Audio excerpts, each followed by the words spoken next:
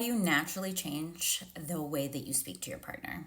I was speaking with a friend of mine the other day, and she is raising her children bilingually, Spanish and English. Her and her husband speak to their children in Spanish in order to elevate the Spanish language, and they speak to each other primarily in English. They met when they were younger, when they were in high school, practically. And it was a case of that was the predominant language that was around them, and they just continued speaking primarily in English.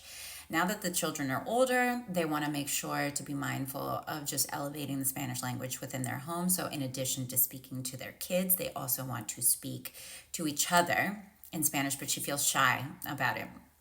I was watching a TikTok the other day, and a mom was commenting the same thing of essentially wanting to elevate the Spanish language within their home, but it feeling kind of strange to talk to their partner in a language that they weren't used to practicing. And I get it. I met my partner when I was 5 years old. We haven't been dating since we were 5 years old, but we've been dating for a long time now. And initially, when we first started dating, it was the same thing. We were primarily speaking to each other in English because that was the language that we were just used to speaking to each other. And even though both of us are Puerto Ricans, speak Spanish and would speak Spanish to other people. And so it is awkward at first when you're starting to practice the language with each other. Something that helped us was essentially it felt like a private language. So we would go into public and we would speak Spanish to each other in public because it was like our language, especially in predominantly English spaces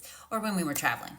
The point is that this happens a lot, and I'm curious if you are someone who either has practiced the language other than the one that you guys primarily speak, and what's worked for you guys, and or what are you guys gonna try out in order to get additional languages in your home, because it is kind of awkward when you are talking to your partner in a language that isn't necessarily the one that you feel most confident and comfortable in. So what strategies can we kind of share with each other?